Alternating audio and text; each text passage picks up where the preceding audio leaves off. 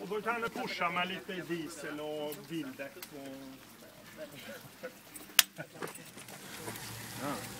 Innan festen har börjat, när alla sover. Nu när det brinner så mycket som det gör nu, om man tittar nu brinner det alltså bra.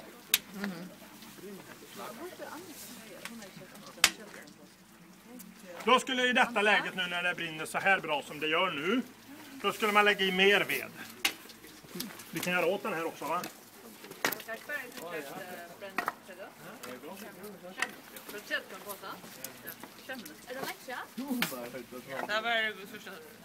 Och veden lägger ner, rakt upp ner som en flaska står på ett bord. Så man ska inte lägga in den så här och försöka putta in den, utan bara rakt upp och ner.